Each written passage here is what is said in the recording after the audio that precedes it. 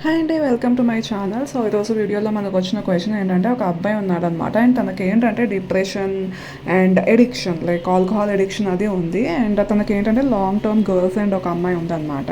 So ఫైనల్గా ఏంటంటే తను ప్రపోజ్ చేశాడు. ఎందుకు అంటే పెళ్ళికి ప్రపోజ్ చేశాడు. ఎందుకంటే పెళ్లి చేసుకుంటే తను ఈ ఎడిక్షన్ అది ఆపేసి డిప్రెషన్ నుండి బయటపడతాడు అని అనుకున్నాడు.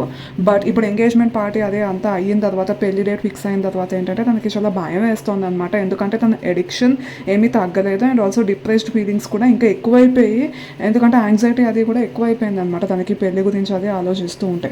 సో తను ఏమనుకున్నారంటే మ్యారేజ్ అనేది, మ్యారేజ్ ఫిక్స్ అవుతే వన్స్ తనకి ఈ ప్రాబ్లమ్స్ అన్ని సాల్వ్ అయిపోతాయి ఆటోమేటిక్గా అనుకున్నాడు. బట్ అలా అవ్వట్లేదు. సో ఇప్పుడు ఏం చేయాలి అని చెప్పి అడుగుతున్నాడు. అండ్ ఆల్సో తను చాలా గిల్టీగా కూడా ఫీల్ అవుతున్నాడు. ఎందుకంటే తను లైక్ వాళ్ళ గర్ల్ ఫ్రెండ్ ఏంటంటే చాలా హ్యాపీగా ఉంటుంది. అండ్ తిని ఏంటంటే ఆ హ్యాపీనెస్ని ఫీల్ అవ్వలేకపోతున్నాడు అనమాట. So first and foremost thing heal అవ్వడం అనేది చాలా ఇంపార్టెంట్. మనకి పెళ్ళి అనేది ఒక సొల్యూషన్ కాదు. చాలామంది ఇలా ఆలోచిస్తారు దట్ వన్స్ పెళ్ళి అయిన తర్వాత అంతా బాగానే అయిపోతుంది అని. బట్ అది కరెక్ట్ కాదు.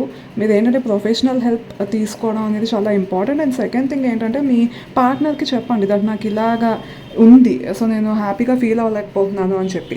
అండ్ థర్డ్ థింగ్ ఏంటంటే తనని డిసైడ్ అవ్వనివ్వండి, ఈ మ్యారేజ్ తనకు చేసుకోవాలని ఉందా లేదా అని. ముందే మీరే అంత తనది కూడా డిసైడ్ అయిపోయి వద్దు తనకి ఇష్టం ఉండదు ఇదే అని అలా ఫీల్ అవ్వద్దు.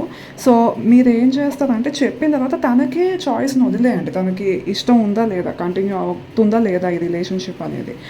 సో ఈ మూడు మీరు చేయడం వల్ల ఏంటంటే చాలా వరకు హెల్ప్ అవుతుంది. అండ్ హీలింగ్ అనేది టైం తీసుకుంటుంది, వెంటనే ఏం అయిపోదు. So all the best and take care of your self.